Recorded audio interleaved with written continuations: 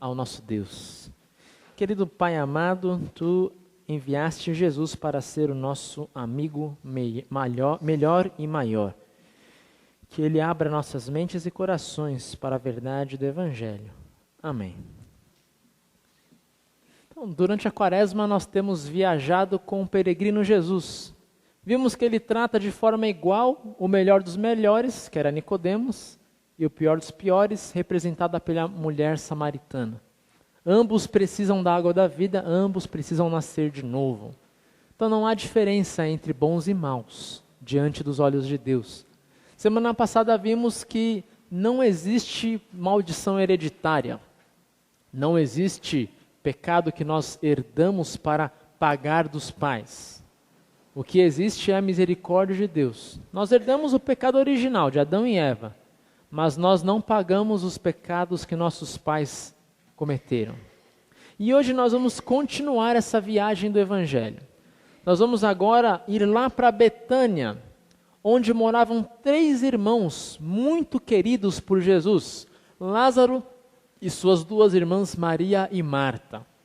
Betânia era um povoado pobre, por isso ficava fora dos muros de Jerusalém, ficava um pouco menos de 3 quilômetros de distância da cidade. E lá Jesus podia entrar em casa, se tivesse geladeira na época, né, ele abriria a geladeira, comeria o que tinha dentro. Jesus tinha intimidade com aquelas pessoas. Tanto que, contrariando os costumes da época, Jesus podia sentar-se na sala e conversar com as 2 moças.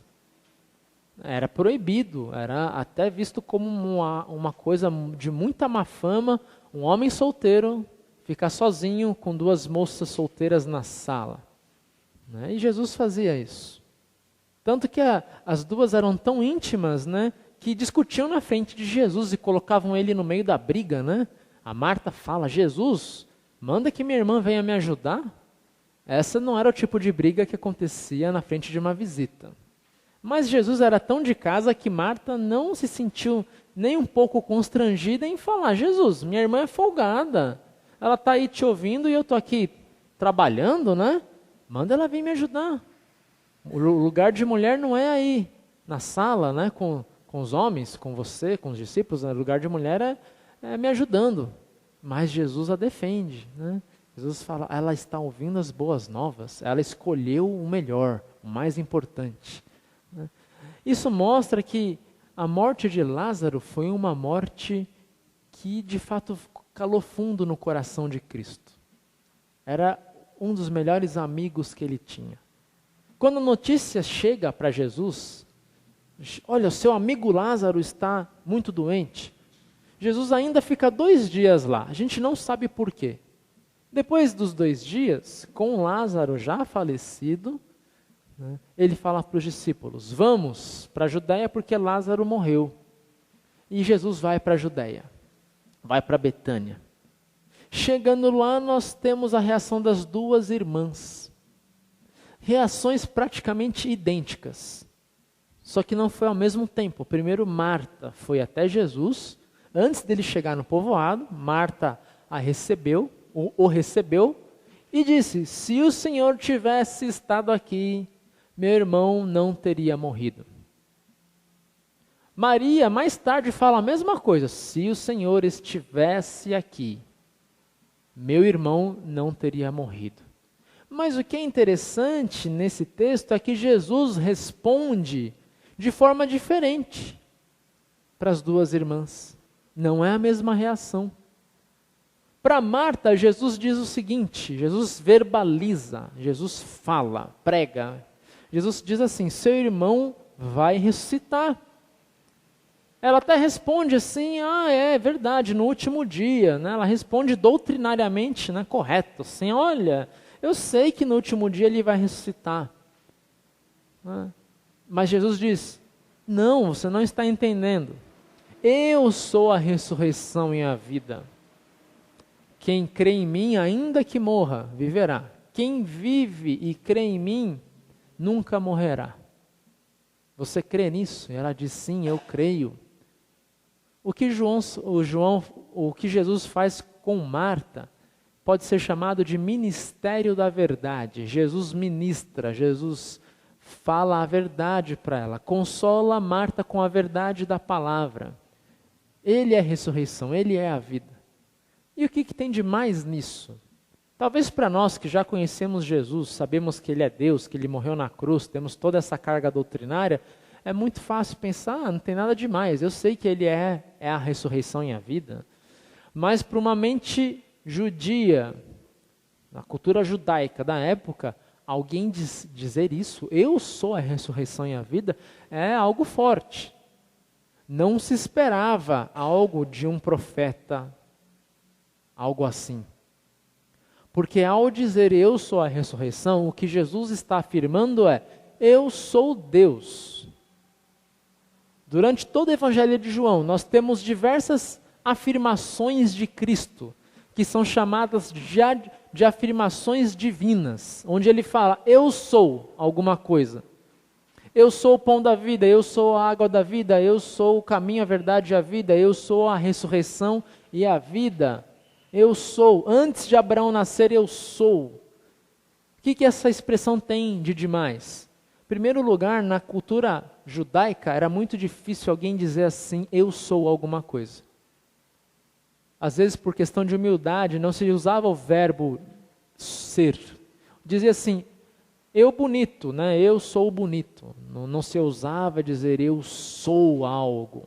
Se omitia o verbo, ou tirava o eu, só ficava o verbo, né? Sou bonito, mas Jesus faz questão de usar eu sou. Né? Eu sou é uma das traduções para o nome de Deus.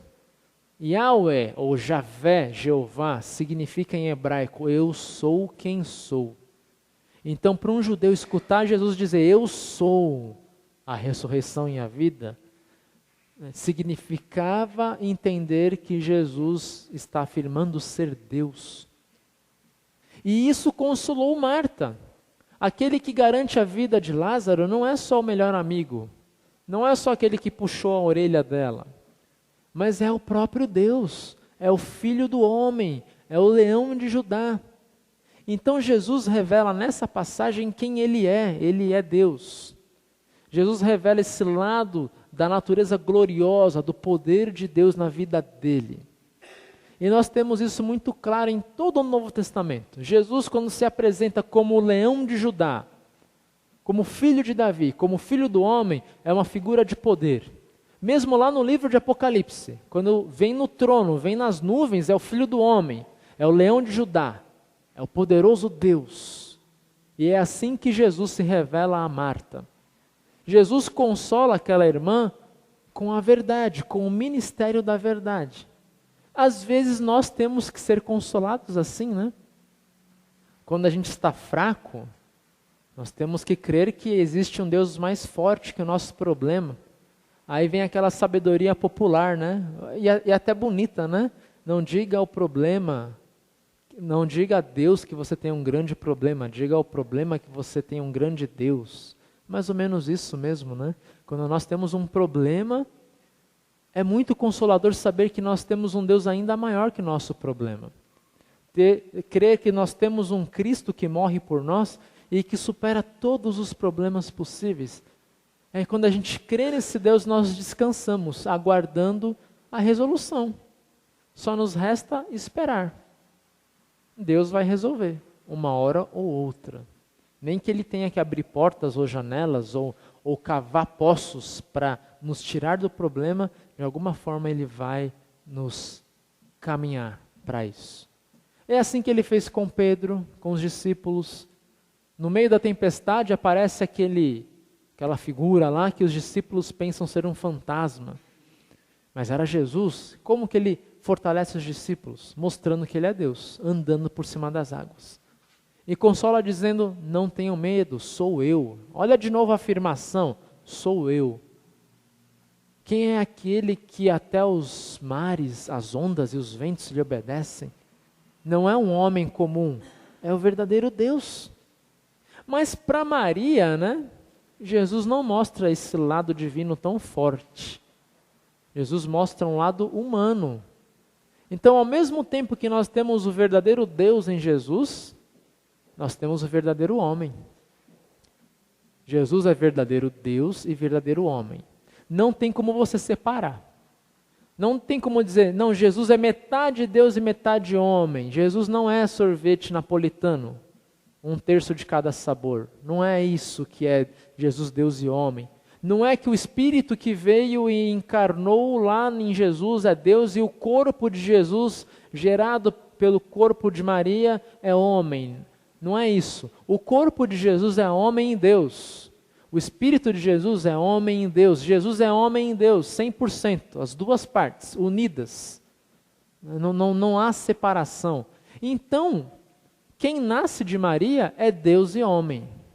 Não é só um menino. É um menino, tanto que a gente canta, né, no Noite Feliz, um menino Deus. De fato, a criança já era Deus. Não tem separação. Quem morre na cruz é o homem Deus. Não é só o homem Jesus. Não é só a parte humana que morre. Não, é a parte humana e divina, porque o corpo é humano e divino. Deus morre na cruz.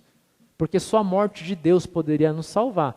Paulo fala, a morte de um homem comum salvaria ele próprio, se ele fosse ainda um homem sem pecado. Então, para salvar a humanidade toda, Deus tem que morrer, não só o homem Jesus. O homem Deus morre na cruz. Por isso não há separação de parte divina e parte humana. Jesus é Deus e homem ao mesmo tempo em todos os momentos. E aí nós entramos para Maria. Jesus vai revelar a sua humanidade para Maria. Quando ela fala a mesma coisa, Jesus, se tu estivesse aqui, meu irmão não teria morrido. Jesus não fala nada. O texto bíblico diz que ele ficou comovido e chorou. E que ele se comoveu de novo lá quando está diante do túmulo. Mas a palavra aqui não é bem ficou comovido. A palavra que se usa lá, para vocês terem uma ideia assim, né? É aquela palavra que os gregos usavam quando uma mãe encontrava o cadáver do filho todo esquartejado. Então existe uma história grega, né, que a Medusa, uma outra personagem mata os filhos. Então, quando chega o Jasão, que era o marido dela, quando chega lá e vê os filhos ali mortos, é esse verbo que se usa, ele urrou, ele não só ficou comovido, ele urrou, ele deu um grito de desespero, um grito de raiva, tudo junto ali, entende? É a tragédia completa, é algo mais que ficar comovido. Então Jesus, ele teve um quadro assim, ele urrou, ele ficou totalmente movido pelo choro da irmã, pela morte do amigo. Ele ficou profundamente revoltado com o que aconteceu. É isso que aconteceu, é isso que o texto bíblico diz ali, quando usa o verbo que nós temos ali. Jesus urrou de pena, de raiva, seja o que for, mas foi uma reação assim, muito forte. E com essa reação, o silêncio e o urro, e o choro, e o grito, Jesus revela a sua humanidade. Jesus revela que ele é humano como a gente, que ele sente a nossa dor. E isso é importante saber. Por quê? Porque vamos pensar bem. Jesus era o único ali que não precisava urrar comovido. Ele sabia que ele ia ressuscitar o Lázaro. Ele falou isso para os discípulos: vamos para a Judéia, porque Lázaro morreu e eu vou revelar a glória de Deus. Jesus sabia o que ele ia fazer. Mas por que ele urra de dor, de revolta, de pena, de comovido? Por quê? Eram 10 minutos ou 15 que separavam Jesus e o amigo ressuscitado. Talvez se fosse um de nós, né, imagina lá, está lá um morto, o seu amigo, você vai ressuscitar. Você vai assim todo, né, malandro, olha, agora eu vou mostrar o poder de Deus, vou calma gente. Chegou o cara que vai resolver, vamos ficar calmo, vamos ver o poder de Deus. Jesus poderia ter feito esse tipo de reação, mas ele sente a dor. Isso mostra o quê? Mostra que Jesus sente a nossa dor, mesmo sabendo que a nossa dor vai ter um fim um dia. Jesus sente pena da gente, mesmo sabendo que a nossa dor é menor do que a dor que ele sofreu. Jesus não usa comparações, sabe aquele consolo falso que a gente tem às vezes? Você não devia ficar triste porque olha para o seu vizinho, a vida dele é pior. É a falsa simpatia, a falsa empatia, né? Olha, não reclama dos seus filhos, pelo menos você ainda tem filhos. E a fulana de tal que acabou de enterrar o filho. Isso é uma empatia a pior possível, é psicologia barata. Olha, você está reclamando da sua vida, mas lá na África tem gente morrendo de fome. Isso é empatia barata, isso não serve para nada. Jesus não fez isso. Maria, não chora, espera 10 minutinhos, eu vou ressuscitar seu irmão rapidinho. Não, Jesus sente a dor dela naquele momento, não interessa o que vem depois, não interessa a dor do outro ali, interessa que Maria estava sofrendo, ela. É assim que Jesus se relaciona com a gente. Ele não se relaciona tirando uma média, para dizer assim, cara, se vira sozinho aí porque tem muito mais gente sofrendo mais que você. Não, Jesus analisa a nossa dor, nossa situação, independente dos outros, independente do que vai vir ao futuro. E a gente às vezes se distancia de Deus pensando nisso. O que é meus problemas? Tem tanta gente pior, eu não devia estar aqui sofrendo essa dor, reclamando, eu devia ter uma outra atitude. Isso, mas você não está usando o consolo de Deus, você está usando essa falsa empatia que o mundo tem para nos dar.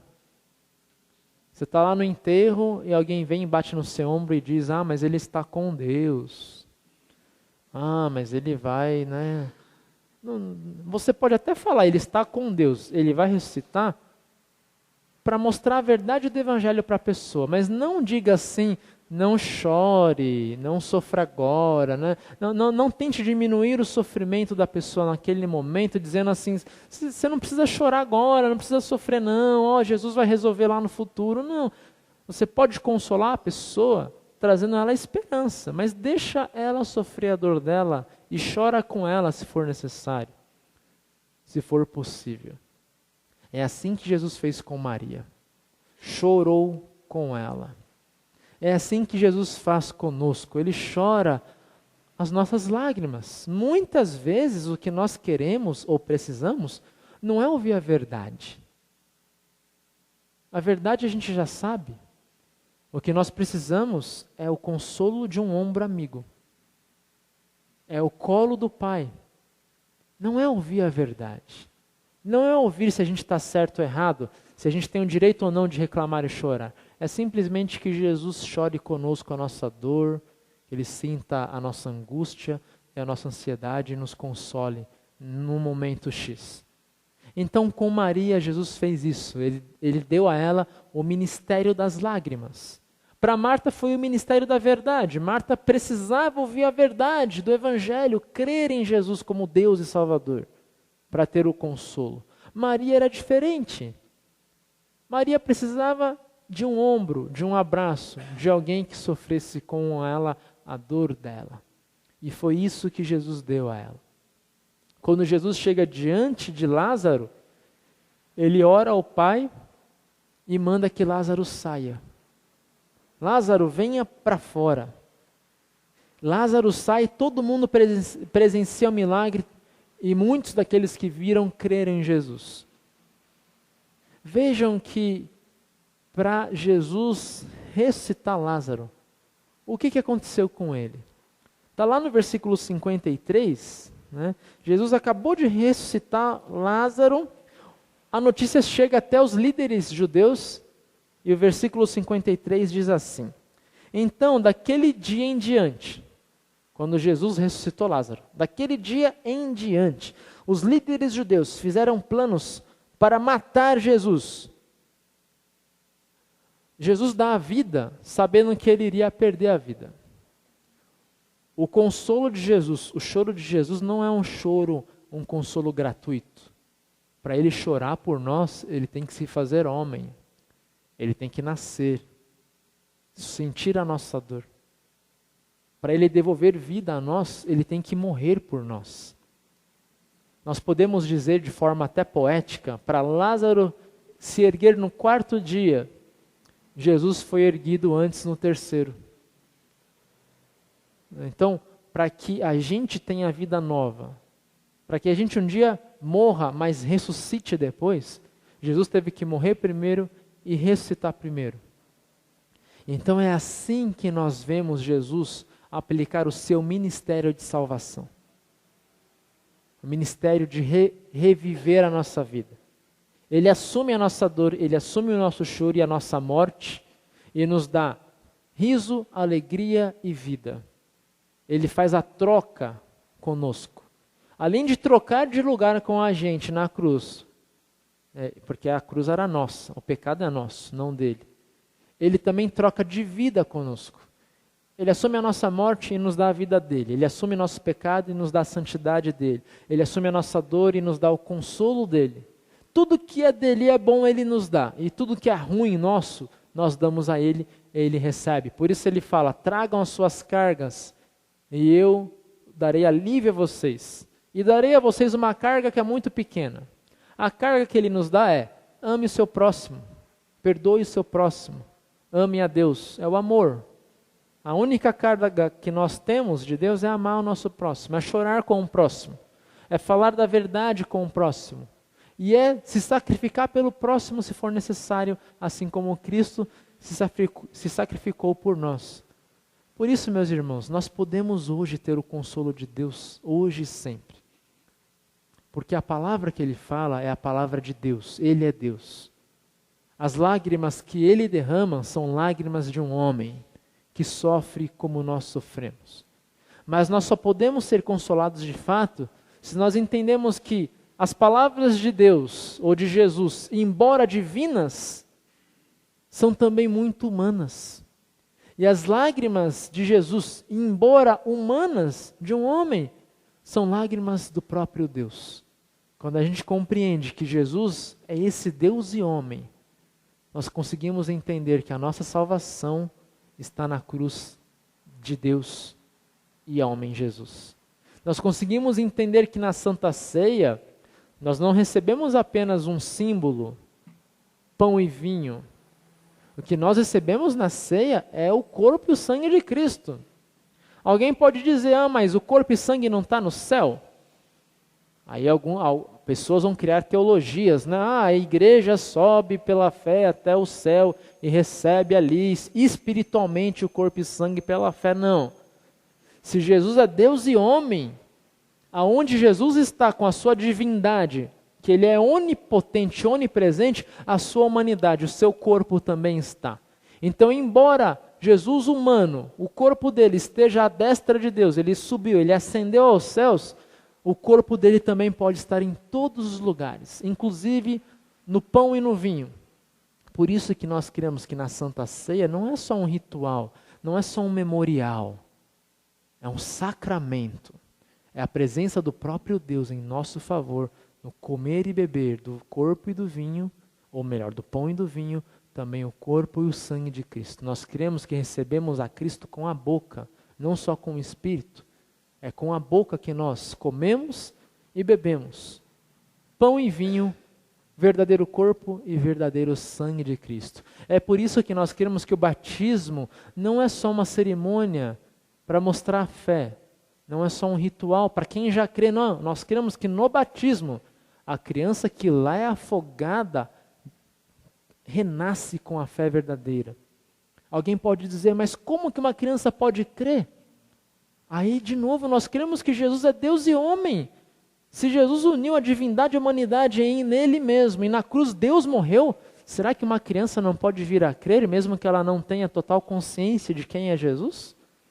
Lógico que ela crê em Deus. A minha filha, com 1 ano e meio, já acreditava em Jesus, já olhava para a cruz e dizia, Jesus, Jesus, e ela não crê? 1 ano e meio. Ela canta as músicas da escolinha bíblica, quando a gente ora, ela fala o amém.